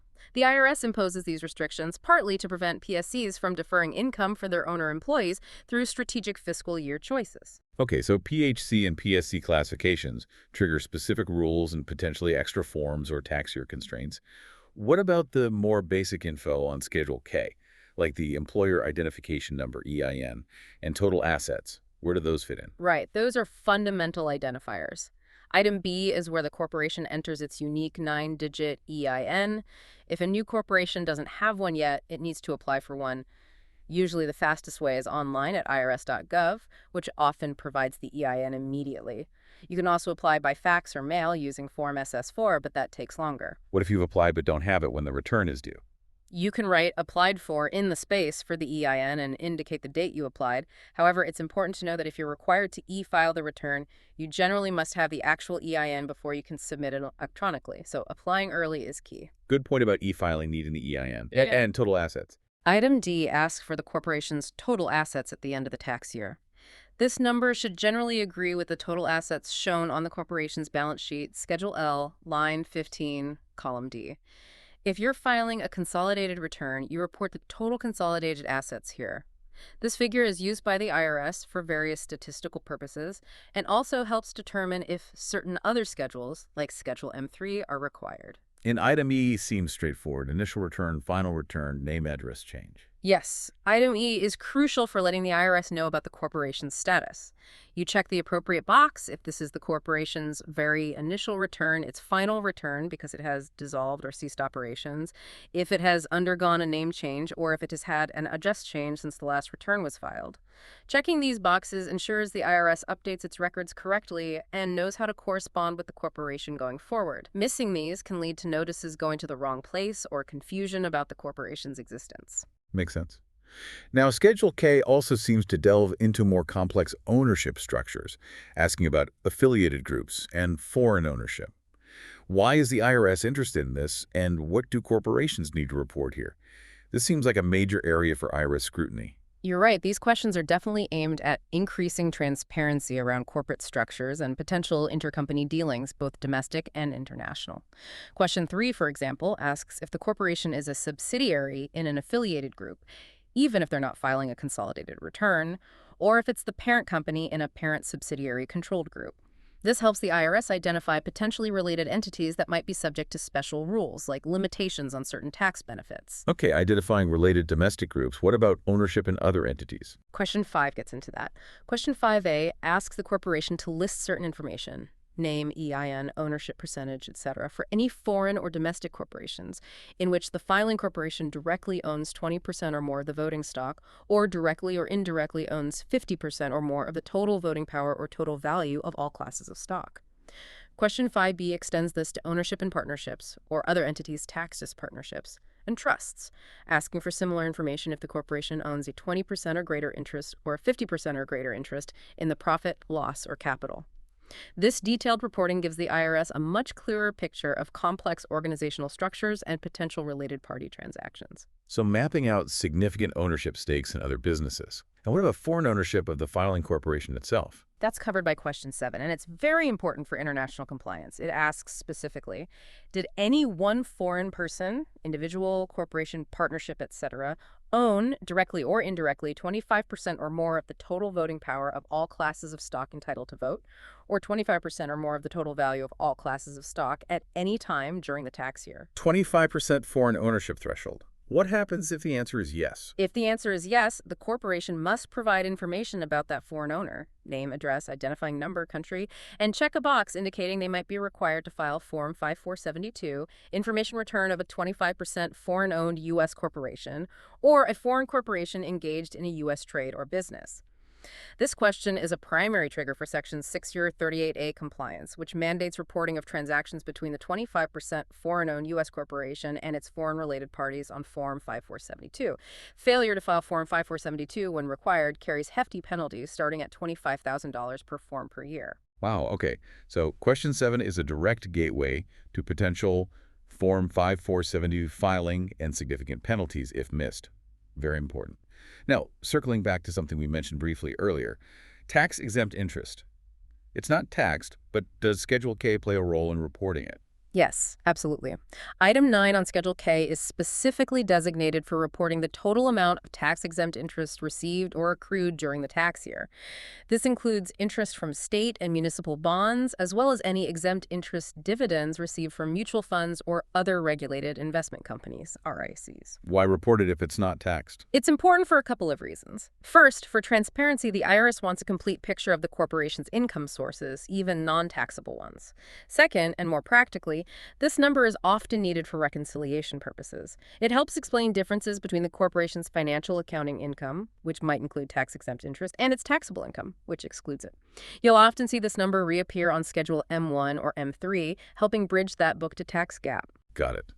Transparency and reconciliation.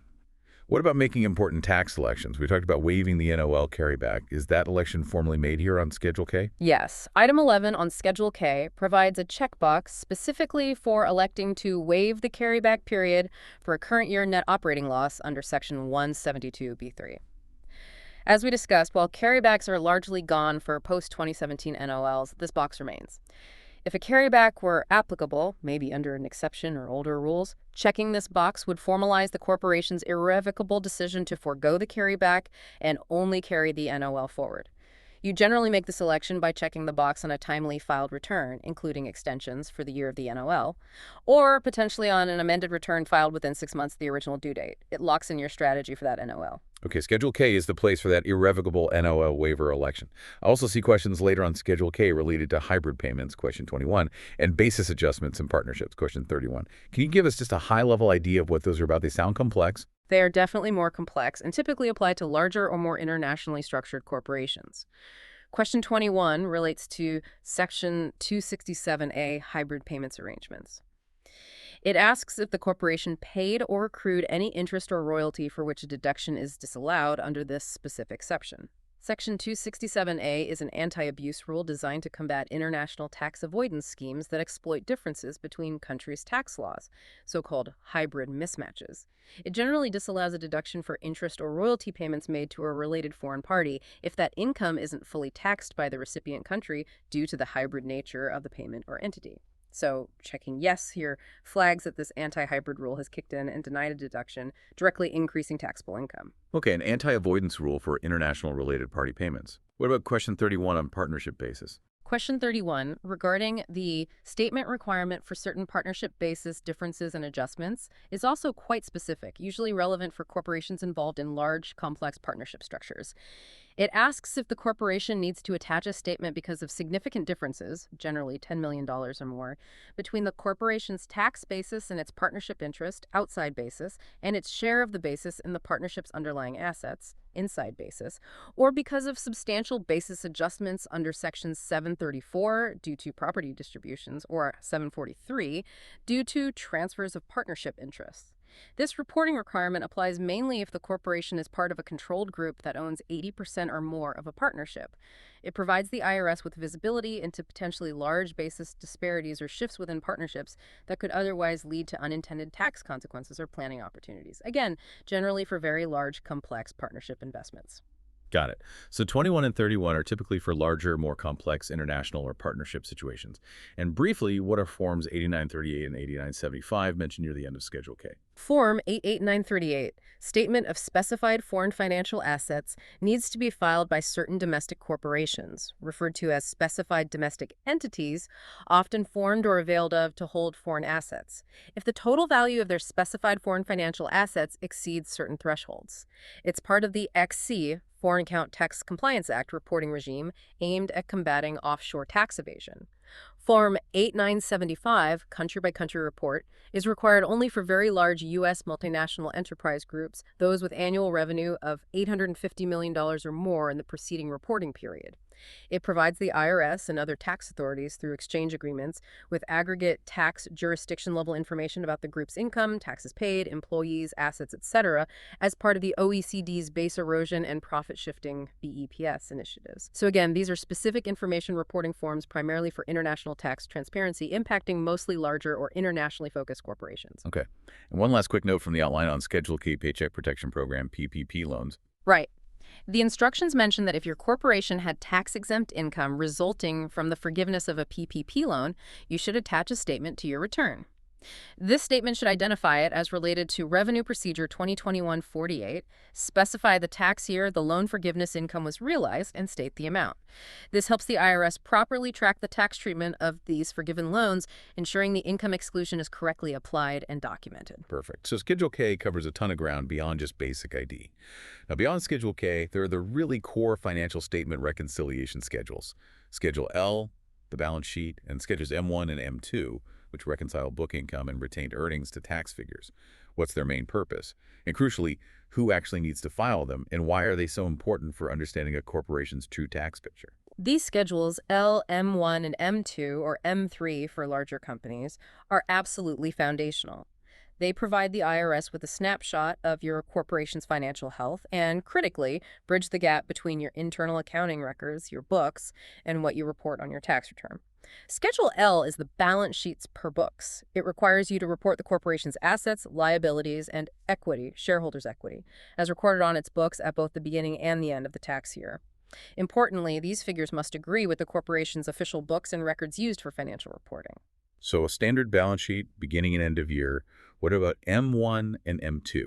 Schedule M1 is the reconciliation of income loss per books with income loss per return. This is where the magic happens in terms of connecting your financial accounting results to your tax results.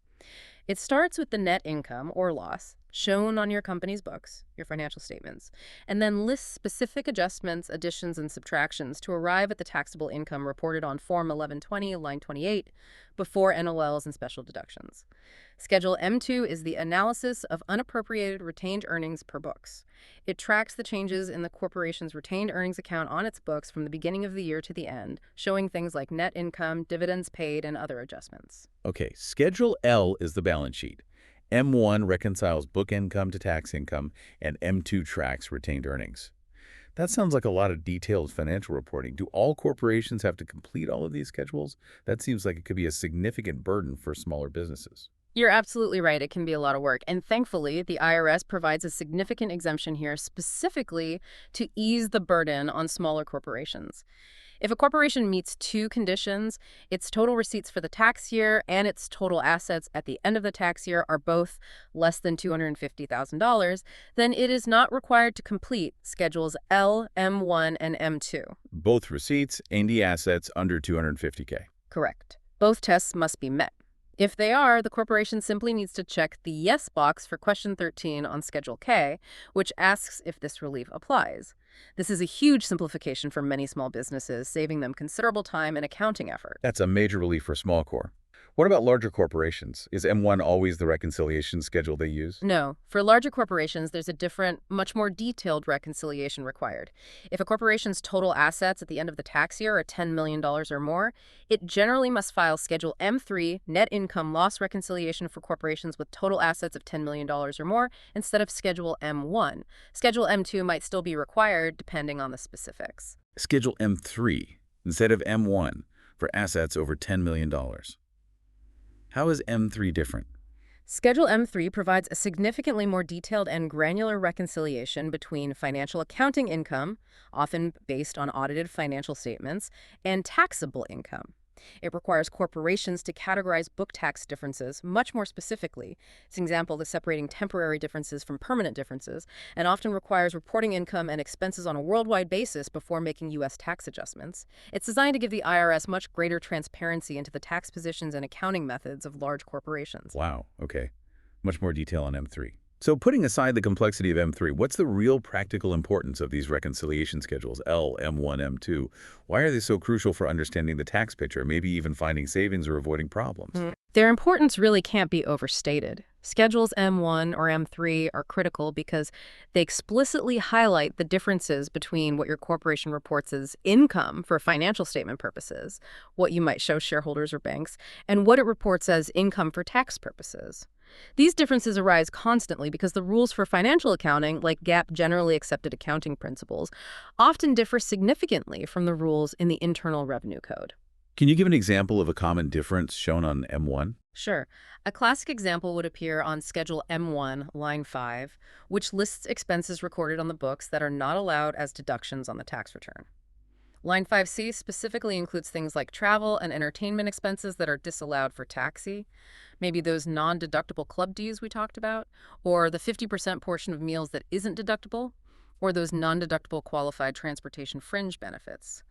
These expenses reduce your income on your books, but you have to add them back on Schedule M1 to arrive at taxable income. Other examples include federal income tax expense itself, recorded on books, added back for tax, or maybe premiums paid on certain life insurance policies where the corporation is the beneficiary. So M1 clearly shows those non-deductible items being added back. Exactly. Conversely, Schedule M1 also shows income recorded on the books that isn't taxed, like that tax-exempt interest from municipal bonds, which would be subtracted, and deductions allowed for tax purposes that might not have been expensed on the books in the same amount or timing, like differences in depreciation methods, maybe accelerated tax depreciation versus straight-line book depreciation. By clearly reconciling these items, Schedule M1 or M3 provides the IRS with a roadmap showing exactly how you got from your book profit to your taxable income. For you, the listener, it serves as a fantastic checklist. It forces you to identify and quantify these book tax differences, ensuring you're capturing all legitimate tax deductions while also properly adding back non-deductible items, which helps avoid errors and potential penalties. Understanding these adjustments is absolutely key to optimizing your tax position and demonstrating transparency to the IRS. It's really a snapshot of how your financial accounting and tax strategy interact. That makes a lot of sense. It's the bridge between two different sets of rules. Precisely. And understanding that bridge is crucial for effective tax planning. This really raises an important question then. We've gone through specific lines, schedules, deductions, credits, but stepping back, what overarching principles or strategic practices can genuinely help a corporation optimize its tax position? It seems like it's not just about filling out the form correctly, but also making smart choices about the business and how its operations interact with the tax law throughout the year. That's a perfect way to tie a lot of this together. It's not just reactive compliance during tax season, it's about making proactive, informed choices all year round. So thinking strategically, what's one of the very first big fundamental choices a corporation makes that can profoundly impact its tax picture year after year? One truly fundamental strategic choice, often made early in a corporation's life but subject to potential change, is the overall accounting method the corporation adopts for tax purposes. This choice dictates the timing of when income and expenses are recognized on the tax return. And as we know, timing can have a huge impact on tax liability in any given year. Okay, the accounting method, cash versus accrual, essentially. Those are the two main overall methods, yes. The permissible methods under the tax code generally include the cash receipts and disbursements method, cash method, an accrual method, or any other method, like a hybrid method combining elements of both for specific items, that is authorized by the Internal Revenue Code, as long as the chosen method clearly reflects the corporation's income. The key is that the method has to be consistent from year to year. So can any corporation just pick whichever method seems easier or gives them a better result?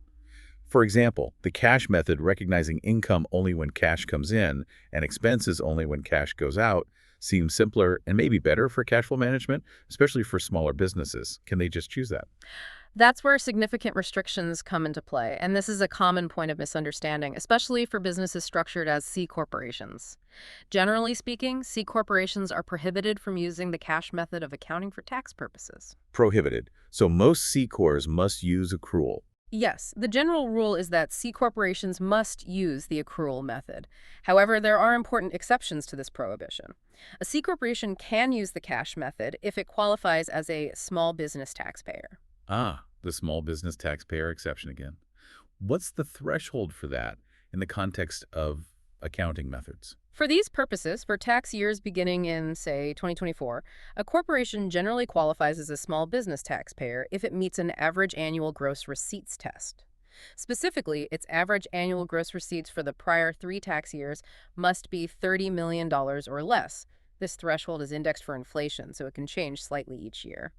Importantly, the corporation also must not be classified as a tax shelter. So if your average receipts are $30 million or less and you're not a tax shelter, even a C Corp can choose the cash method. Correct. That exception provides significant flexibility for many small and medium-sized C corporations, allowing them to use the potentially simpler cash method if it suits their operations. But corporations exceeding that gross receipts threshold are generally stuck with the accrual method. What about businesses that deal with inventory? Does that automatically force them onto the accrual method, even if they're below the $30 million threshold? I feel like inventory and accrual accounting often go hand in hand. That used to be the case, but the rules have become more flexible here too, again tied to that small business taxpayer exception. Generally, if a taxpayer maintains inventories, they must use an accrual method for purchases and sales of merchandise. However, if the taxpayer qualifies as a small business taxpayer under that same $30 million average gross receipts test, they are exempt from this requirement. So small business taxpayers with inventory don't have to use accrual for it. Right. They have options. They can choose to either 1. treat their inventoriable items as non-incidental materials and supplies, meaning they deduct them when used or consumed or potentially when paid for under the cash method. Or two, account for their inventory according to the method reflected in their applicable financial statements, like audited statements. If they don't have applicable financial statements, they can use the method they use in their internal books and records prepared according to their consistent accounting procedures. This provides substantial simplification for small businesses managing inventory, freeing them from potentially complex accrual-based inventory accounting like UNICAP. That's a really significant simplification for small businesses with inventory. Okay, so you choose your method initially. What if a corporation has been using one method for years, say accrual, and now qualifies as a small business taxpayer and wants to switch to the cash method, or vice versa? Is changing accounting methods a simple process? Not usually, no. Generally, once a corporation adopts an accounting method, either overall or for a specific material item, it must obtain consent from the IRS before changing that method for income tax purposes. Changing your method without consent can lead to adjustments and potential penalties. How do you get IRS consent? To request consent, the corporation typically must file Form 3115, application for change in accounting method, within the tax year for which the change is requested. There are detailed procedures outlined by the IRS, often in revenue procedures, that specify how to file Form 3115. Some changes qualify for automatic consent, meaning if you meet certain criteria and file Form 3115 correctly and on time, consent is deemed granted. Other changes require non-automatic or advanced consent, where you file Form 3115 and wait for the IRS National Office to approve the change, which can take time and may involve a user fee. So changing methods requires IRS permission via Form 3115. It's not automatic. Definitely not something you can just decide to do unilaterally on your tax return. The impact on tax savings here is profound. Your accounting method fundamentally affects when income and expenses hit your tax return. Switching methods can accelerate deductions or defer income or vice versa, potentially creating significant tax savings or costs in the year of change and going forward. It's a major strategic decision that requires careful analysis of the tax implications, including potential adjustments needed under Section 481A to prevent duplication or omission of income expenses due to the change, and proper procedural compliance using Form 3152. Okay, accounting method choice and changes are big strategic levers. Now, moving away from those major strategic decisions, are there any simple, practical tips for just filling out the Form 1120 itself that might save time or prevent minor annoying errors? Yes, absolutely. A very simple yet practical tip the IRS actually encourages is rounding off to whole dollars. When you're filling out the Form 1120 and its schedules, you have the option to round off cents to the nearest whole dollar. Instead of putting in like $1,234.56, you can just put $1,235. Exactly. Or if the amount was $12,234.49, you'd round down to $12,234. The rule is amounts ending in 1 to 49 cents round down, and amounts ending in 50 to 99 cents round up. The key is consistency. If you choose to round, you must round all the amounts reported on your return. You can't round some and use exact cents for others. Why bother rounding? Does it really save time? It can make the paperwork significantly cleaner and easier to read, both for you and for the IRS. It also slightly reduces the chance of making small transcription errors when entering numbers. While you can still use exact cents if you prefer, rounding is permitted and often simpler. Just be consistent throughout the entire return. Simple tip, but probably makes the math look cleaner. Okay. And finally, let's talk about avoiding really major pitfalls, especially concerning certain types of transactions that the IRS might be scrutinizing heavily for potential tax avoidance. What do corporations need to be aware of here to avoid massive penalties? This is an absolutely critical area for risk management and avoiding major penalties. Corporations, particularly larger ones or those engaging in complex financial transactions, must be acutely aware of the rules surrounding reportable transactions under Section 6011. If a corporation participates in a reportable transaction, it generally must disclose that participation to the IRS by filing Form 8886, Reportable Transaction Disclosure Statement, with its tax return, and sometimes also sending a copy to the IRS Office of Tax Shelter Analysis, OTSA. Reportable transactions. What makes a transaction reportable? The Treasury regulations define several categories of transactions that are considered reportable. These are generally transactions that the IRS has identified as having a potential for tax avoidance or evasion. The main categories include 1. Listed transactions. These are specific transactions that are the same as or substantially similar to transactions the IRS has explicitly identified in published guidance, like notices or regulations, as being tax avoidance transactions. Think of these as being on the IRS's official blacklist. Okay, listed transactions are top priority for disclosure. What else? Confidential transactions. These are transactions offered to the corporation under conditions of confidentiality regarding the transaction's tax treatment or structure, for which the corporation paid an advisor a minimum fee. For example, $250,000 if the taxpayer is a corporation. 3. Transactions with contractual protection. These involve transactions where the corporation or a related party has the right to a full or partial refund of fees paid to an advisor if the intended tax consequences are not sustained, or where the fees are contingent on realizing the tax benefits. So confidentiality or refund guarantees trigger disclosure. Right. 4. Loss transactions. These involve significant losses under Section 165. For corporations, this generally means losses of at least $10 million in any single tax year or $20 million in any combination of years. There are specific types of losses covered here. 5. Transactions of interest, TOIs. These are transactions that the IRS and Treasury believe have the potential for tax avoidance or evasion, but for which they lack enough information to determine if they should be formally identified as listed transactions. They announce TOIs in published guidance, asking for disclosure while they gather more data.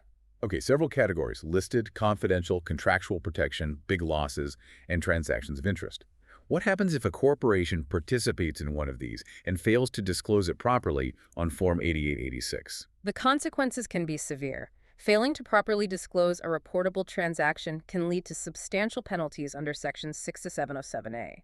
These penalties can be very large, often tens of thousands or even hundreds of thousands of dollars per failure, depending on the type of transaction, especially if it's a listed transaction. Wow, huge penalties just for non-disclosure. Yes. And importantly, failing to disclose can also extend the statute of limitations for the IRS to assess tax related to that transaction. Furthermore, if the transaction results in an understatement of tax, additional accuracy-related penalties under Section 6662A might apply, potentially at a higher rate, up to 30%, and with stricter standards for avoiding the penalty. For G, the reasonable cause exception might be harder to meet. This is not just a minor compliance oversight, it's a critical risk management practice. Corporations need robust internal processes to identify potentially reportable transactions and ensure timely and accurate disclosure on Form 8886 when required. Being transparent here, even if the transaction itself is ultimately determined to be legitimate, is far, far better than facing potentially crippling penalties for non-disclosure. When in doubt about a complex transaction, definitely consult with knowledgeable tax advisors. That's a very strong warning. Disclosure of reportable transactions is absolutely key to avoiding major trouble. Okay. We've covered a massive amount of ground here, from the basics of who files Form 1120 all the way through deductions, credits, payments, penalties, key schedules, and strategic choices. So, stepping back, what does this all really mean for you, the listener, whether you're involved with a brand new startup or overseeing the finances of a well-established corporation? Well, we've definitely taken a deep dive into the often intimidating world of Form 1120 and its instructions. We've gone from the fundamental filing requirements all the way to the really powerful impact of understanding those nuanced deductions, the special deductions like the DRD, and of course, tax credits. I think the single most important takeaway is this. Corporate tax filing shouldn't be viewed as just an annoying chore you have to get through each year. It's actually a strategic exercise. Strategic how? Strategic in the sense that truly understanding these IRS instructions, the actual source material allows you to proactively identify completely legitimate tax-saving opportunities that you might otherwise miss. And, just as importantly, it helps you confidently navigate the rules to avoid those costly penalties and time-consuming administrative headaches that can arise from errors or non-compliance. Right. It's about both offense finding savings and defense avoiding problems. We talked about so many potential areas for savings, whether it's maximizing that dividends received deduction if you get dividends from other corporations, or carefully navigating those really tricky travel and entertainment expense rules to claim what you're allowed but avoid disallowances. Or making that crucial election to immediately deduct startup costs in your first year. Or strategically leveraging accelerated depreciation, like Section 179, to boost cash flow after buying new equipment. Exactly. It feels like every detail, every line item, every schedule has the potential to matter. Diligence and understanding here seem like they can directly translate into real dollars saved, improved cash flow, and just a healthier financial picture for the corporation. That's absolutely right. The IRS instructions themselves, while yes, they are undeniably dense and can feel overwhelming at first glance, they really are your authoritative guide. They're the rule book. And using that rule book effectively allows you to move beyond just basic compliance towards truly intelligent tax planning. Hopefully, this deep dive has armed you with a bit more confidence to look at your own corporate tax situation or your clients with a more critical, maybe even a more optimistic eye. It's about understanding how to leverage the rules to your advantage within the bounds of the law, not just passively following them. So here's a final thought for you to consider as we wrap up. In what specific areas of your own corporate operations, or maybe even just in your internal accounting processes or record keeping, could a deeper, more nuanced understanding of these Form 1120 instructions reveal an unexpected opportunity? An opportunity for financial efficiency or tax savings or maybe just risk reduction that you hadn't really considered before. It's definitely something to mull over. Where might that hidden opportunity lie within the complexity of the corporate tax code for your specific business? Something to think about until our next deep dive.